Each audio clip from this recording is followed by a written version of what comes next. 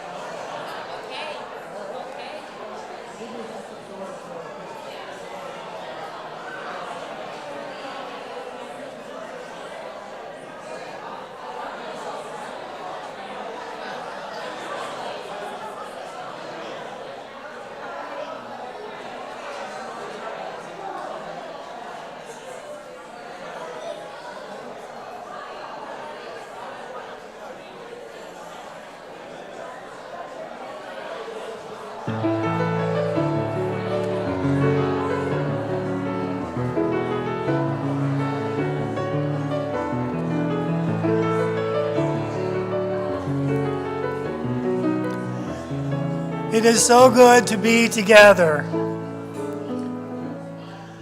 And now we have a few announcements. Good morning. Firstly, usually we have our Just the Basics session on the second Sunday after the service of the month, but this month it will be held next Sunday, July 21st. Just the Basics is a place for any newcomers to make a first touch point with people in the congregation, learn about this church and Unitarian Universalism. And now we have an announcement from Jen Lacey.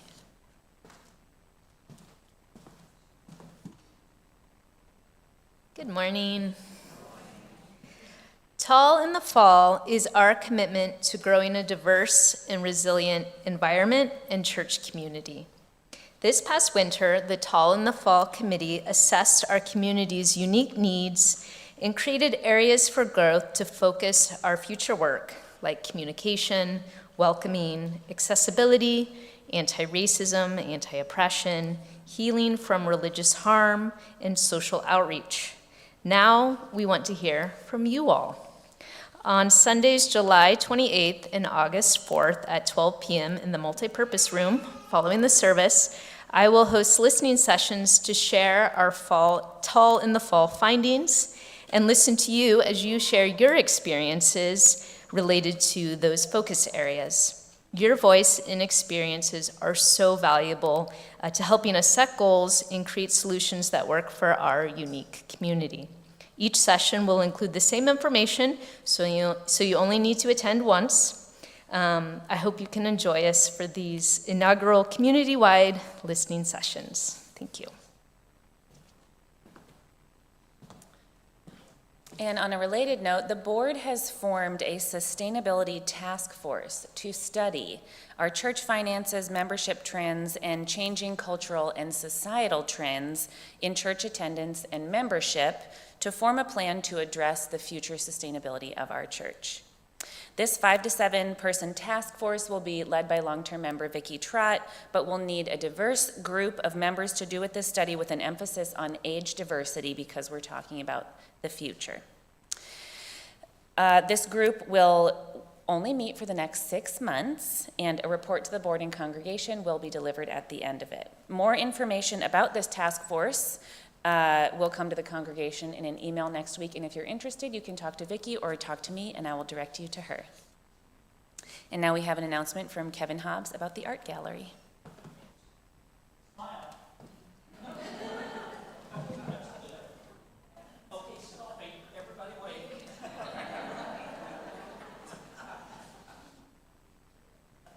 Now I have your attention. 50 years ago, I had an Instamatic camera with a flash cube. I went on vacation and came home with about 24 pictures. 30 years ago, I upgraded to a 35 millimeter camera with a battery-powered flash. When I came home, I had 200 pictures. 20 years ago, 35 millimeter digital with a memory card. I came home with 600 pictures from Italy. Today I have a handheld device, AKA cell phone, with a really good camera in it. Want to guess how many pictures? 9,000 right now. So we're all photographers in one form or another, and this is a call for art for our 4th quarter exhibition out here in the Jerry Hollenbeek Gallery in the hall. And you may say, well, I'm not an artist. I don't paint. I don't draw. I don't do crafts. But you do take photographs. I know you do. So what we're calling for is for your photos. Now, these photos can be photos of people you love, places, pets, scenery, flowers, cars, big fish, little fish, happy photos, serious photos, any photo that means something to you. We want this to be a kaleidoscope of the SMUUCh community.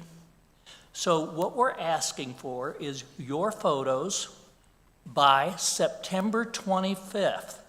So you've got plenty of time. Even if you haven't taken the photo yet, you still have time. Some of the requirements: the photo has to be printed, matted, mounted, framed somehow so that we can hang it on the gallery hanging system, which is a little hook system. So we have to figure out how to hang it.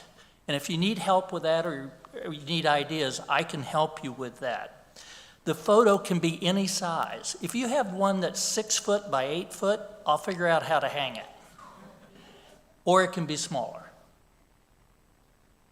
One other caveat: the photo has to be age and audience appropriate, okay? We would like on the photo to have the name of the photographer, the subject matter, maybe the date it was taken, but the most important thing is we want a sentence written that tells why this photo is special to you. And I think reading the stories with the photos is going to be really, really fun. So again, you have until September 25th to see either me or Tina Colm. We're the co-curators for the gallery. And the 4th quarter will be the SMUUCh community in photos. Now, there's one other thing I want to say. Tina and I are really honored to be the co-curators for the Hollenbeek Gallery. And since the generous donation of the Hollenbeek family in 2022, we have hosted 7 different exhibits out here in the hall. The first, our inaugural, featured 5 artists from SMUUCh. The second one featured 3 artists from SMUUCh. The 4th one in April of 23 featured our RE youth in an exhibit called Painting Feelings. We featured fiber artists in the fall of 23. In January, Haley, our administrator, had her solo exhibit. In April, Heidi, one of our members, had a solo exhibit, and we're now featuring the art of Shannon Fouquet, the mixed media artist. So we're really excited about what the gallery has done and what it's brought to our community and the creativity that it showcases. We're always looking for ideas. So if you know an artist that we should contact, if you yourself want to exhibit or you have some ideas, please get with me or Tina Combe and let us know. Now, after the service this morning, I will have handouts that are available that tell you about registering your photo and signing up to do that. So we need your photos, fourth quarter. Thank you.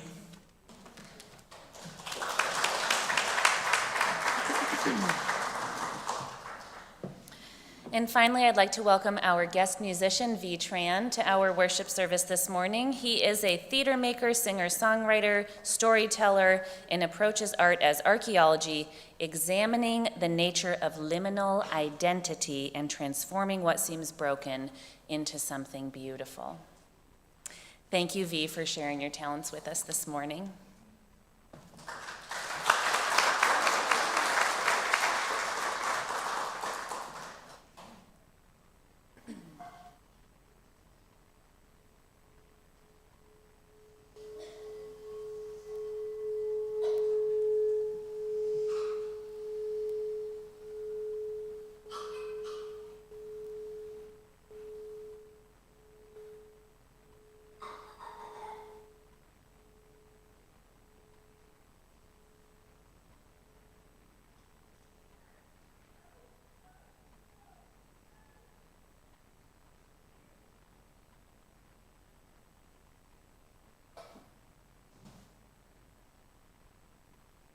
Our opening words come from Naomi Shihab Nye, who says, "Before you know kindness as the deepest thing inside, you must know sorrow as the other deepest thing.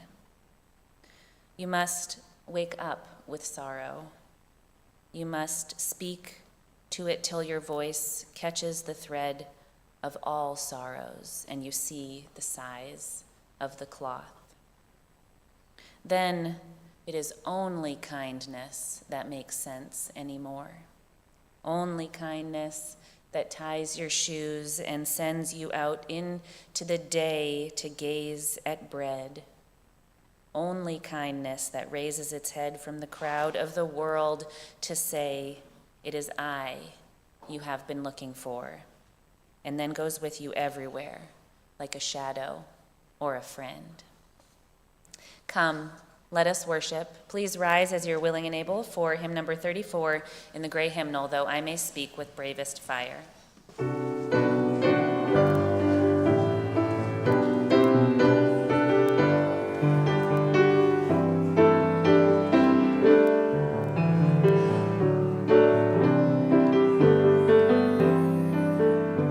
Though I may speak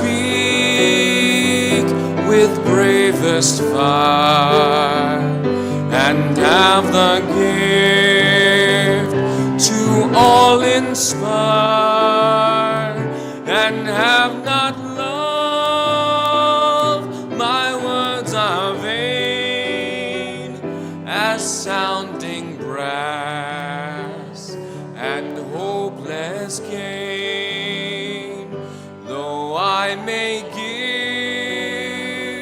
all I possess, and striving so my love profess,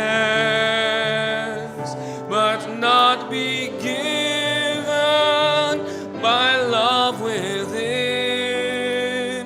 the prophet soon turns strangely thin. Come, Spirit, come, our hearts control. Our spirits long to be made whole. Let inward love guide every deed. By this we worship and are free.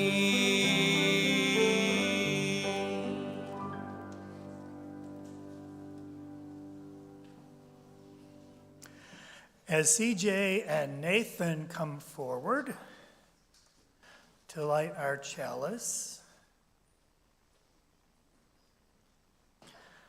We invite you to join as we recite our covenant. Let us affirm that love is the doctrine of this church, the quest for truth is its sacrament, and service is its prayer. To dwell together in peace, to seek knowledge in freedom, to serve humanity in fellowship, to the end that all souls shall grow into harmony with the divine. Thus do we covenant with one another.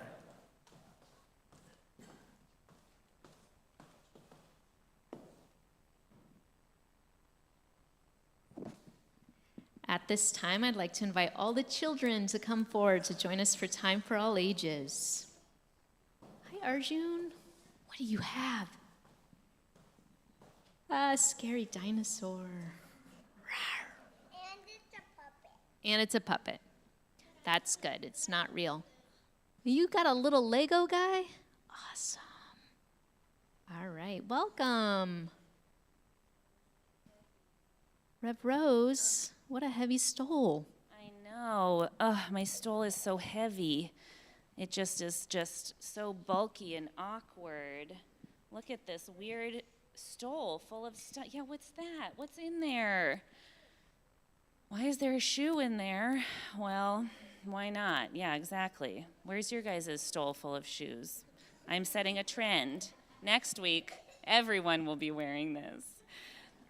Well, this stole, I wanted to wear it today, and it is very heavy. It's full. It's full of stuff. Because sometimes the world feels a little heavy. Do you guys ever feel that way? No? Great. Yes. Some no, some yes.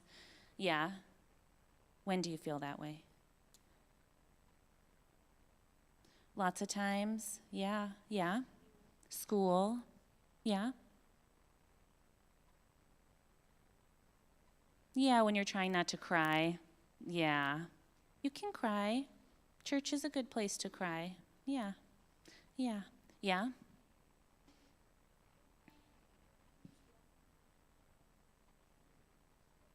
I believe that's called FOMO. Fear of missing out, when you want to choose both things, but you can only choose one. Yeah, same. Well, today I was wondering if you could help me see how I might lighten my load. Does anybody want to see some of the little things I have in here? Yeah, Arjun? Do you want to come open up one of these pockets? Which one do you want to open up? What's in there? Bracelets? Pull them out. Well, these bracelets, remember that Jen taught us that anytime that you're feeling overwhelmed, you can do your sort of mala beads. You can go bead by bead, and you can give yourself a little something. Oops. Don't worry, I got plenty. I got some in this pocket too. Boy, don't worry. You want a bracelet? So remember, you go bead by bead. You guys want a bracelet? Don't worry, I got plenty. Oh boy. Uh-oh. Well, I'm going to have to meet you guys later in the, here you go, Cole, do you want one? In the, yeah, don't worry, we have bracelets. Yes. Yeah, you can keep them, yeah. Yes, you may. Which pocket do you want to open? This one's done. Which pocket do you want to open? This one. Okay, go for it. What's in there? Candy. Yeah, sometimes when you're feeling down, sometimes you just need to give yourself a little treat.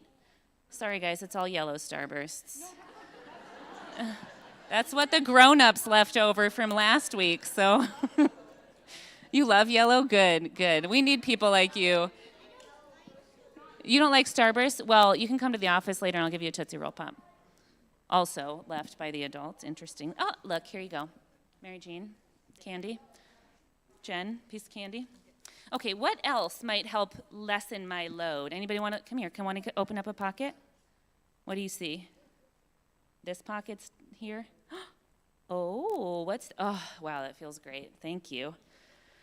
Ah, I feel lighter already because these are little journals. Journaling is always going to make you feel better. I don't care what situation you're in. If you write in this little book how you're feeling, you're going to take that load right off and put it on the page. Yep. Ooh, orange, green, yes. Okay, here you go. Okay, who else wants to open a pocket? Anybody else? Okay, come here. You want to open it? Okay, you can open the next one. Here, what's in there? What's in there? Oh, drinking some water always helps. Okay, Cole, you want to open this one? You want to get this out? What's this? Sometimes when you just feel, whatever you want. Here, an old shoe. This is to represent that sometimes you just need to take your shoes off. Sometimes you need to just like unwind. You need to go walk in the grass. Yeah.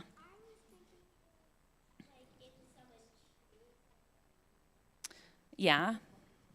Well, this shoe is meant to represent that sometimes you just need to like take a load off and just rest. Okay, what about this one? There's 2 more pockets. Who wants to open? Okay, Cole, did you already open one? Who didn't open one? You already opened one. Yes, come in. What's in this one? Sorry, Sam. What are these? They're little stickers with a heart. I was going to put a picture of my mom in there, but none of them fit, so I put these heart stickers. Sometimes you just need to connect with somebody who you love.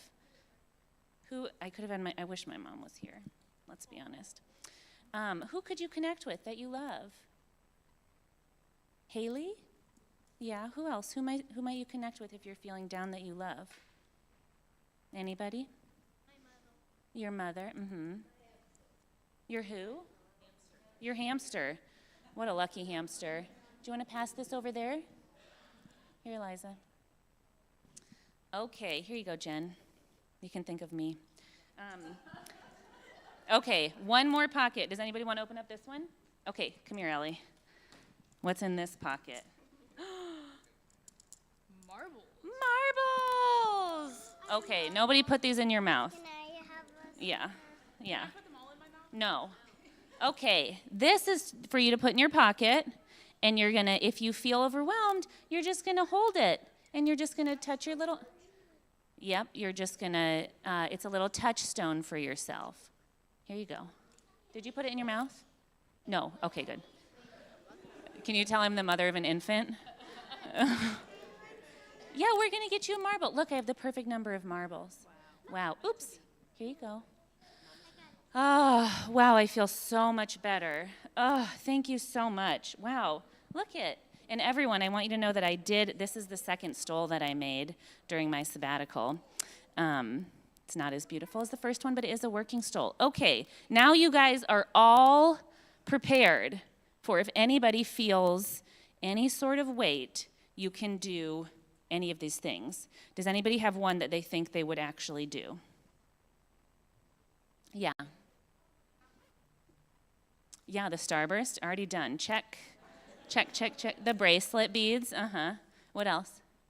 The marble, you would maybe touch the marble in your pocket, yeah? All of them? Good. Well, I will say, yeah, Evan?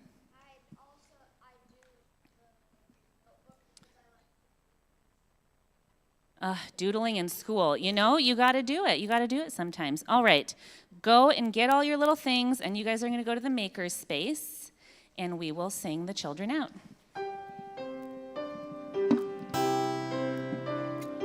Go now in peace, go now in peace. May the spirit of love surround you everywhere, everywhere you may go. She makes quite a mess, doesn't she?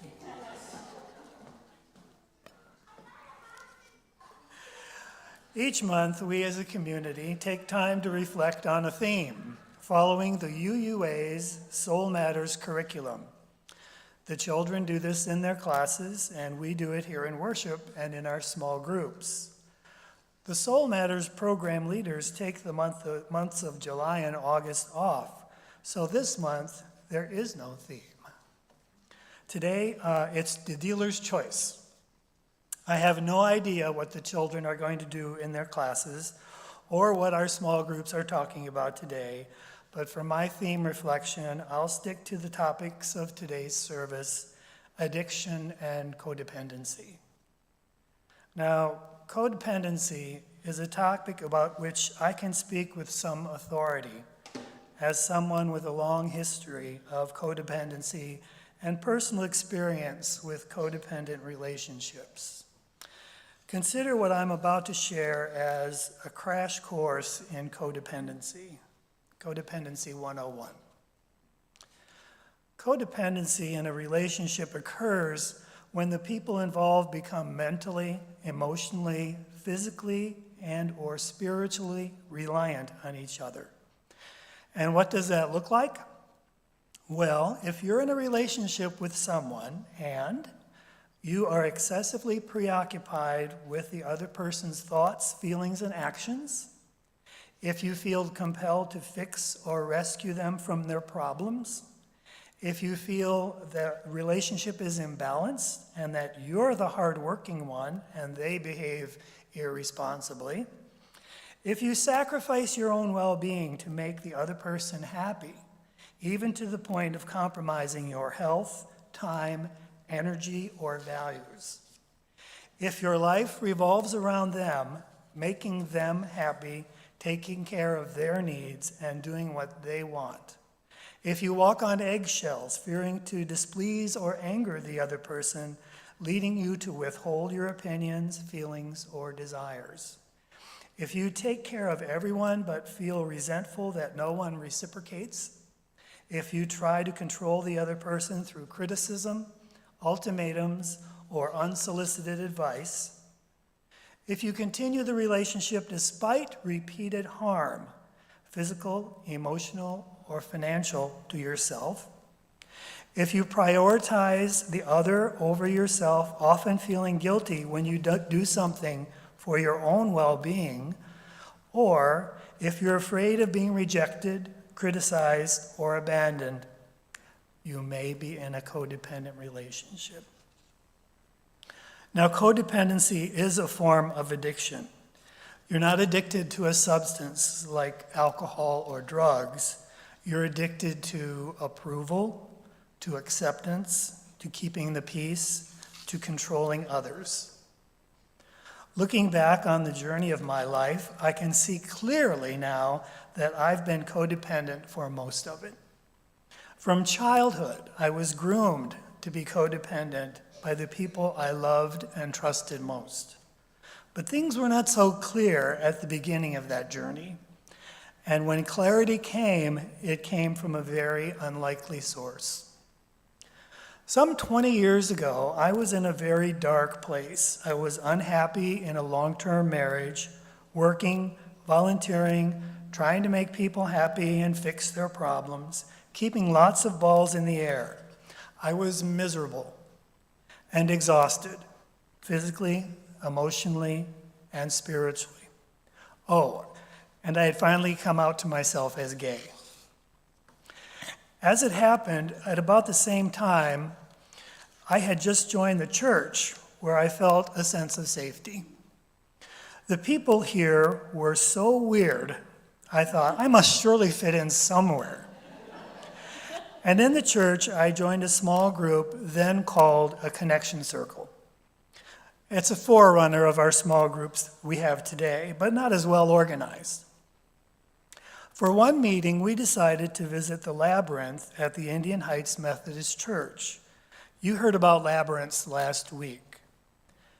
Before our visit, I did a little reading about how you can walk the labyrinth with a prayer or a word in mind. I didn't believe in God, but I did have a prayer. I desperately needed guidance. So as I stepped into the labyrinth, I lifted up my gaze, well, as up as I could while still keeping my eyes on the winding path. I turned my palms upward and thought, reveal yourself to me. Reveal yourself. And as I walked the path, I thought of nothing else, just that phrase, reveal yourself, reveal yourself, reveal yourself. I reached the center of the labyrinth, nothing. But I persisted. On the way out, reveal yourself, reveal yourself. And the words grew softer and softer until they were barely a mental whisper. I paused at the exit of the labyrinth, my mind quiet, and I heard a voice. And the voice said, "Reveal yourself. Remove your mask." And at that moment, I stepped out of the labyrinth and onto my path of recovery. I received counseling. I learned the importance of self-care and brutal honesty, mostly with myself. The journey continues today and probably always will. And I know that if I keep my gaze up, well, as up as I can while still keeping my eyes on the winding path, turn my palms upward and remember, reveal yourself, I will reach the center.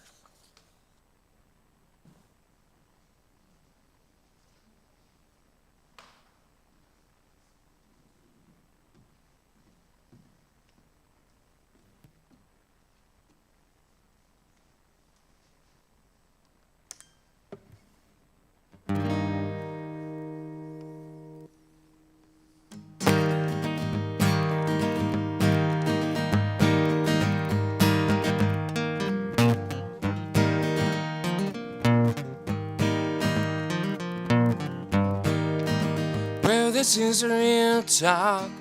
This is non-stop. It is looped now, tongue and mind. Lay it off the sidewalk, straight to your boombox. How it travels from ear to memory. Well, this is medicine. There's a message within, and each will find it in no time.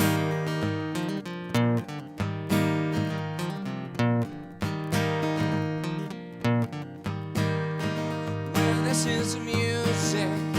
This is how I use it. It makes you move, it moves all the movements. This is how I focus, knowing it's not hopeless. But it sure starts with me and not my ego. Musical medicine, this is my healing. Past the present, future things to come. Well, everything's at stake, makes it hard to concentrate. There are men who see a war and see a paycheck. Such different programming to live so fearfully. Terror this and terror that, terrible reality. There is no medicine on the television, so turn it off and turn yourself around.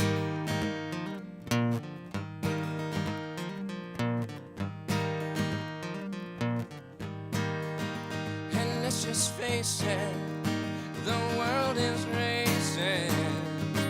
Even the most peaceful of us get caught in the trend. To live cohesively is almost a fantasy. We ought to know it starts with settling our egos. What is the medicine for cultural wounding? Has its moments, has its melody, has its time. They say don't waste your hate, rather gather and create. Be of service, be a sensible person. Use your words and don't be nervous. You can do this, you've got purpose. Find your medicine and use it.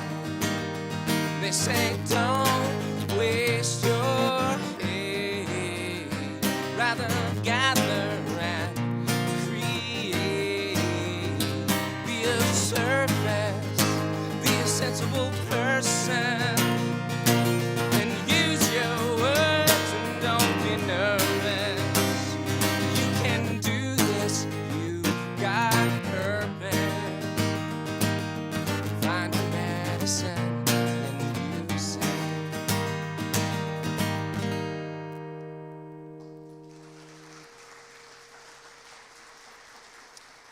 Thank you, everyone.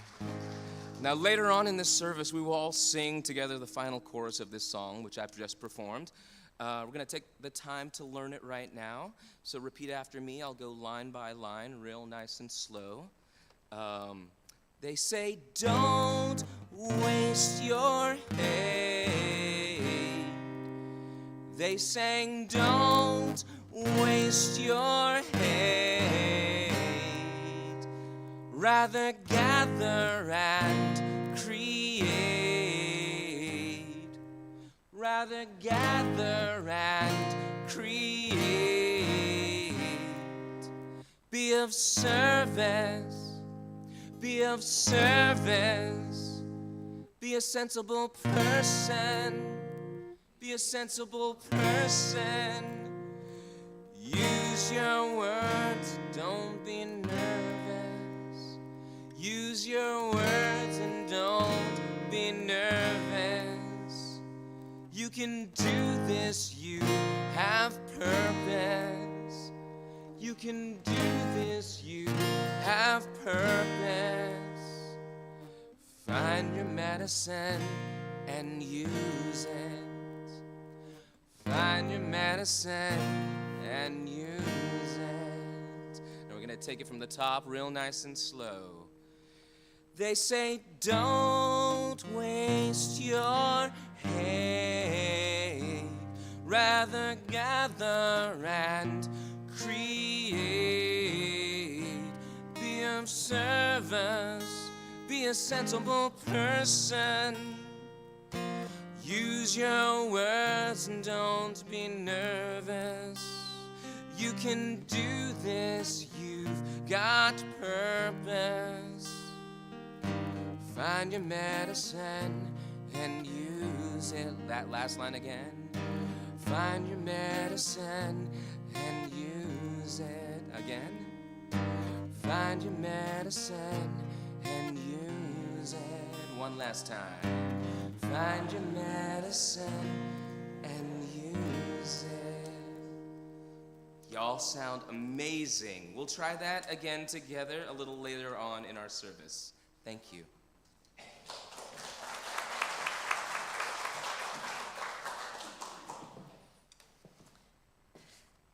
We come to this place to see and be seen, to teach and be taught, to hear and be heard. I invite you to reach over, behind, in front of you, and nudge the person near you, reminding them and yourselves that we are gathered here in authenticity and in intention. We also come to this place to share our joys and sorrows. If you have a joy or a sorrow to share and you'd like to light a candle, please come forward now.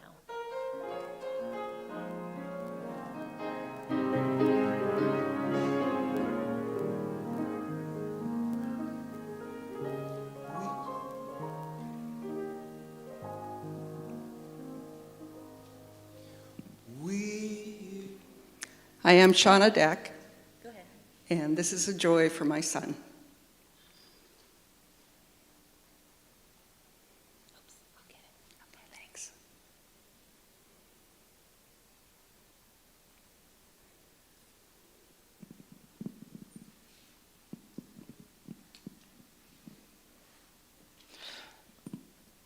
I'm sharing a sorrow on behalf of my wife. One of her good friends was killed in a hit-and-run accident. She was a beautiful soul.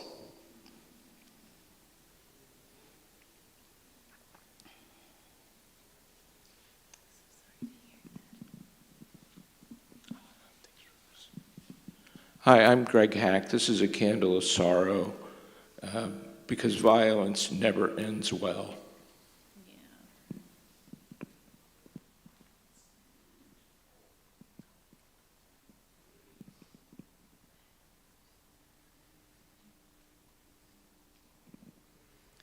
I'm going to light a candle of remembrance for two people who I went to seminary with who died this week. Kristen Guest, who was a fellow student, and Reverend Dr. Jane Huber, who was a gentle, compassionate, loving professor.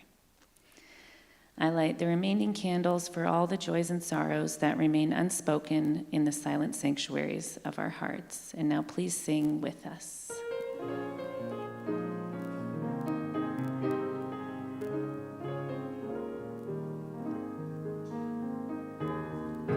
We hear your words, we witness your light in all of its heaviness, in all of its brilliance, and we carry your joys and sorrows in a shared heart.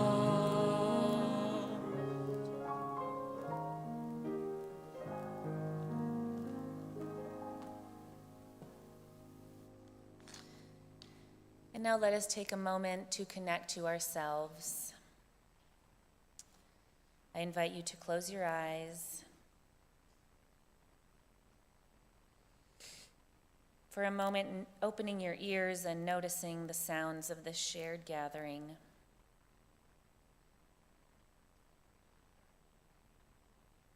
In reverence for how connected we truly are.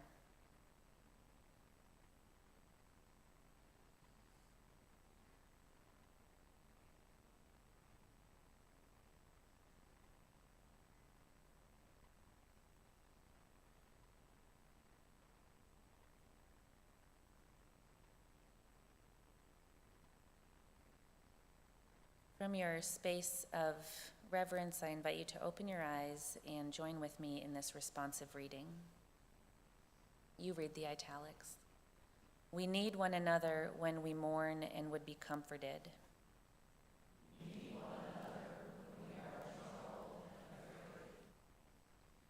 We need one another when we are in despair, in temptation, and need to be recalled to our best selves again.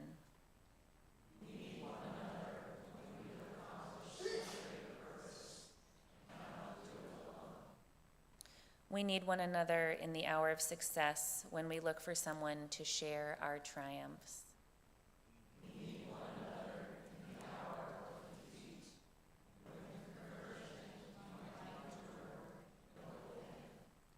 We need one another when we come to die and would have gentle hands prepare us for the journey.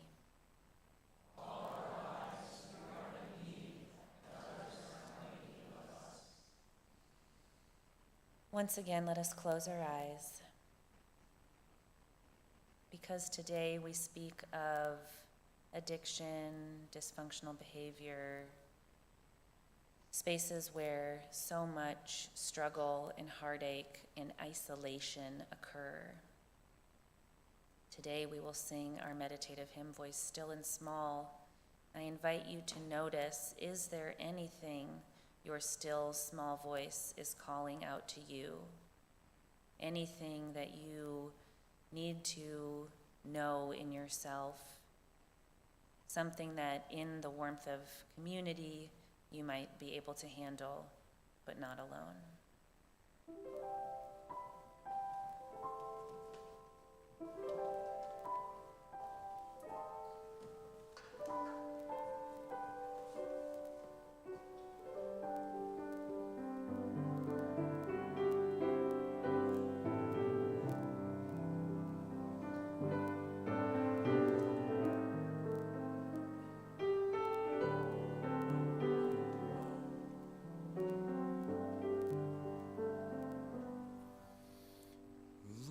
Still and small, deep inside all, I hear you call, singing.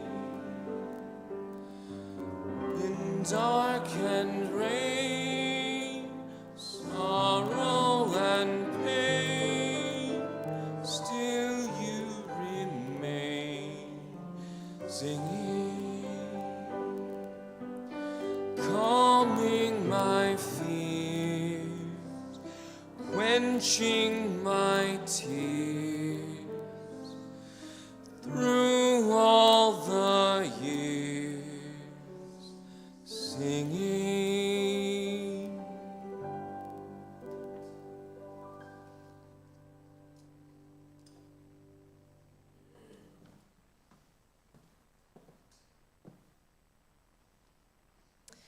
We have been taught to blame people who struggle with addiction. For so long, we've thought about it all wrong. For so long, our people have suffered with not just substance abuse or destructive behaviors, but also the stigma and the hate and the ostracism, which makes it so much harder to recover. And we believe it because it has been proven to us. Indeed, there was a foundational set of scientific studies about 100 years ago that were deeply influential in our thinking that tell us to treat people who are struggling with addiction with blame, punishment, and isolated care. And even today, we leave people to die on the street. We shame people rather than getting them connected into communities of recovery. Let me tell you a little bit about these studies. They were done on rats, and they were simple experiments where a rat was placed in a cage with 2 bottles. One was pure water, and one was water that was laced with cocaine or heroin. In this scenario, the rat chose the drugged water every time, and then quickly overdosed and died. And from this study, it was assumed then that humans just love drugs, and that our brains will choose them, and that there's very little to be done for anyone who's addicted.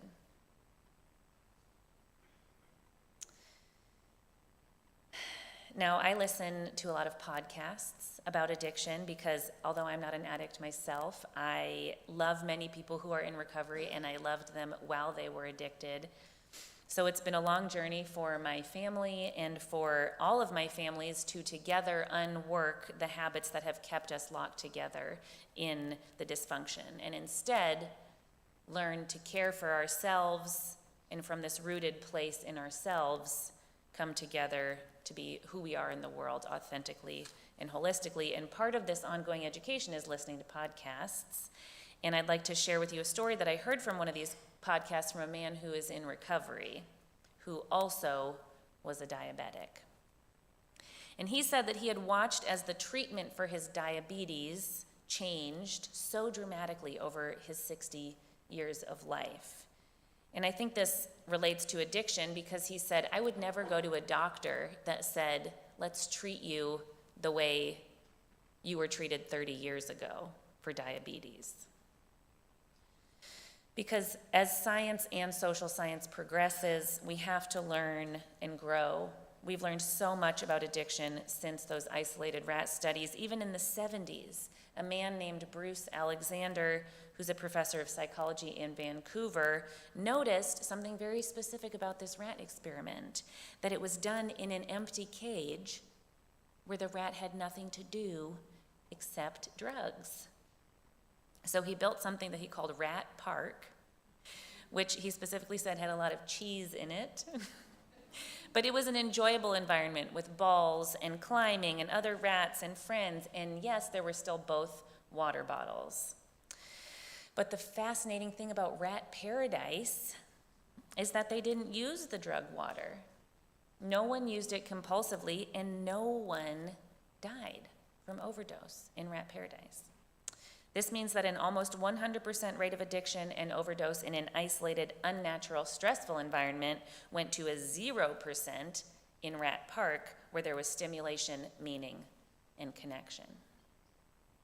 Therefore, these experiences might point to the idea that for these rats, their addiction was an adaptation to their environment, an adaptation to some deep isolation.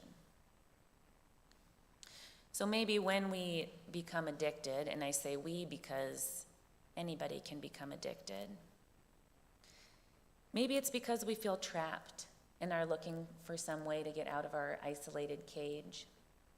Maybe when we have everything that we need, we don't look for that rat paradise. When we have purpose and connection and support and a self that we are allowed to express, we are much less likely to become addicted. So if anyone here is in recovery, I invite you to reflect on what you've discovered in your recovery that was missing for you when you became addicted. And if you find yourself here still in the throes of addiction, which I know there are people here, I invite you to open yourself up to the possibility of connection and meaning as a route out of your addiction. Because anytime that we find ourselves in a pattern of destruction, even if it's the enablement of someone else's destruction, our job is to connect. All of the evolution that we've done around addiction research says the most important thing is the community. The most important thing is the support and the connection to others. For being in recovery is being in recovery to your connection, to the world, to yourself, and to others. It's recovering a balanced life, retraining yourself, and allowing yourself to experience the world and develop those brain patterns that come from being with others. And so today, let us reconnect ourselves. This is one of 2 times in our annual calendar that we do a blessing. We do this to remind ourselves that there is a healing that is possible, and that it won't always be like this, especially not if we reach out and say and acknowledge that we all need each other. So I ask you, does anyone here need the connection? Does anyone here need the support of your community in your struggle? Do you need the support as you struggle to love someone who is addicted?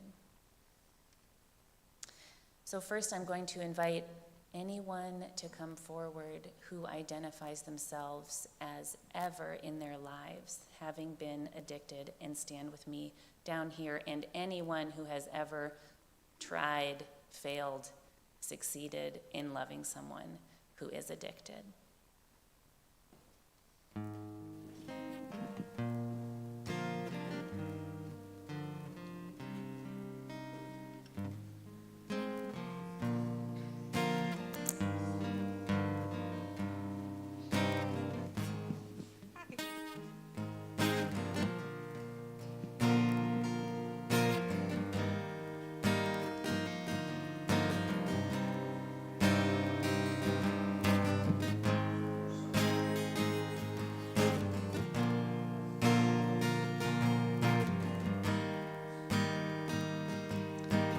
And now I'll invite everyone else to come forward and join us to lay a hand. If you're up here and you don't want to be touched, you can just put your hands over your chest.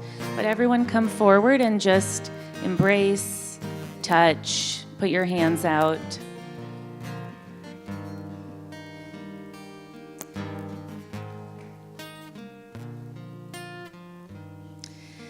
And let us remind these people in their struggles of what is possible as we sing. Don't waste your hate, rather gather and create.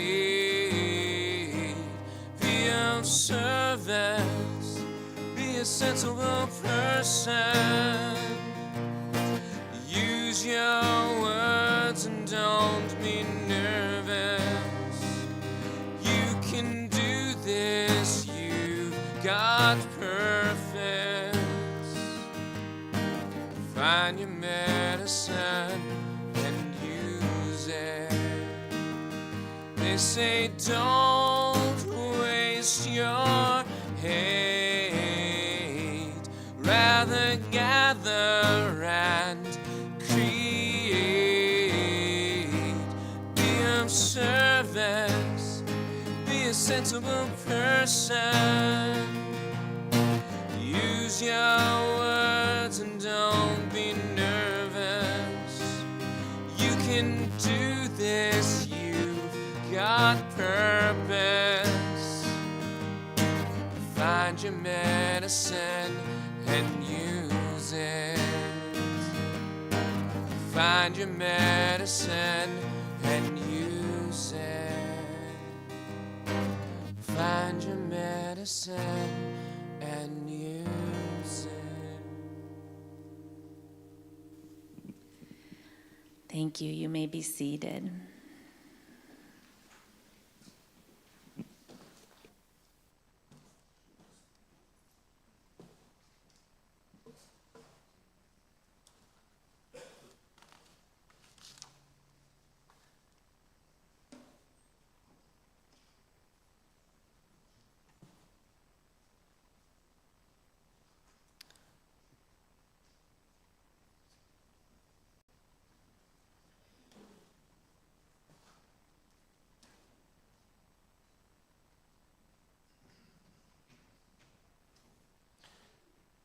The work of the church depends on us, our generosity of time, wisdom, and financial resources. We invite you to give generously to support the ongoing work of the church. The offering will now be given and received in grateful appreciation of our shared values.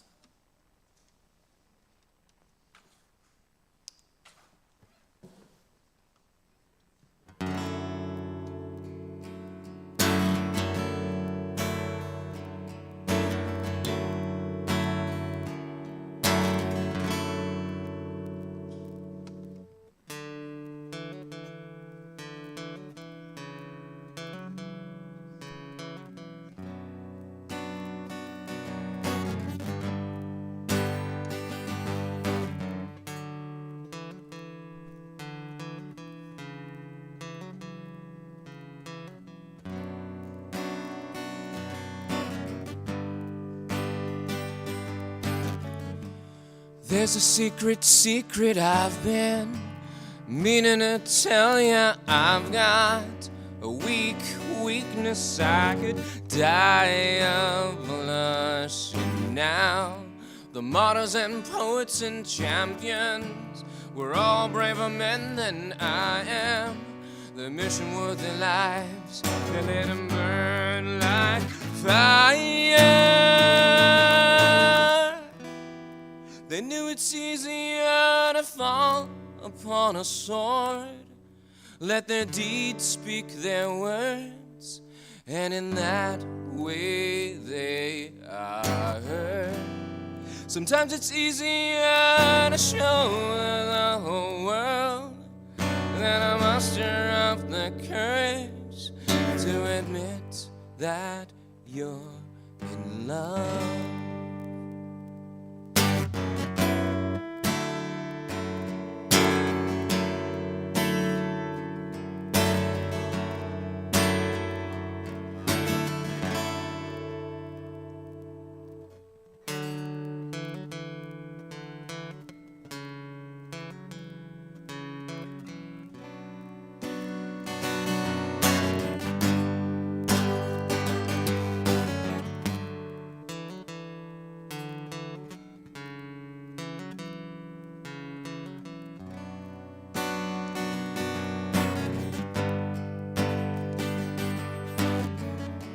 Deciphering a code, I will speak it till I'm old. I will speak it till it's plain. I will practice till I can call your name. Throughout the course of history, you see, we're compelled to tell these stories, taking pains to craft our tales, each syllable for thee. Sometimes it's easier to fall upon a sword. Let our deeds speak our words, and in that way we are heard. Sometimes it's easier to shoulder the whole world than to muster up the courage to admit that you're in love. Sometimes it's easier to fall upon a sword. Let our deeds speak our words, and in that way we are heard. Sometimes it's easier to shoulder the whole world then I muster up the courage to admit that you're in love. To admit that you're in love. To admit that you're in love.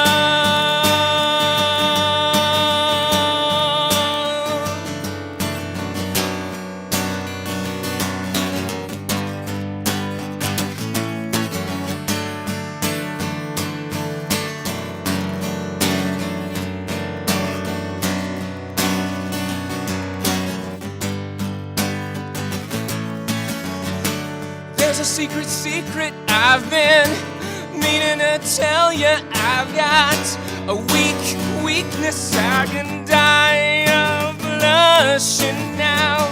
Deciphering a code, I will speak it till I'm old. I will speak it till it's plain.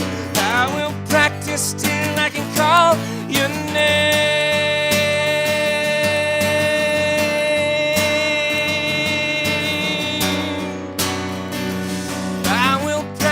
Till I can call your name.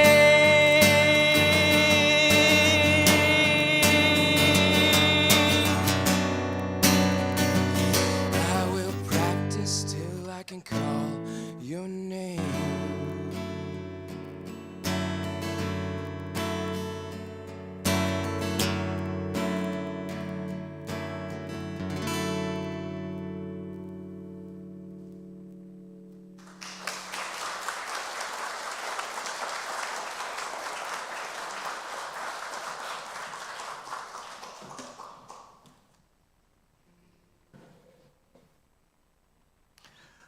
We extinguish this flame, but not the light of truth, the warmth of community, or the fire of commitment.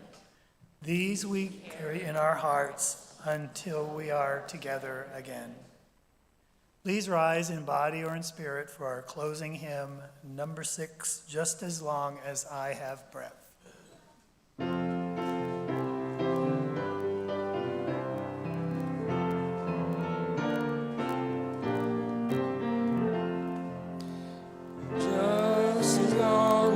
I have breath, I must answer yes to life. Though with pain I made my way, still with hope I meet each day.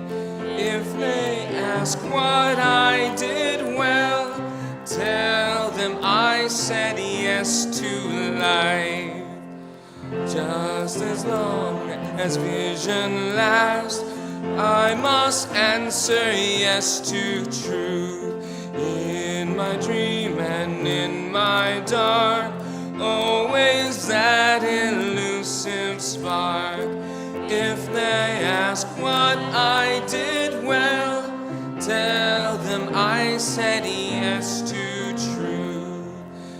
Just as long as my heart beats, I must answer yes to love. Disappointment pierced me through, still I kept on loving you.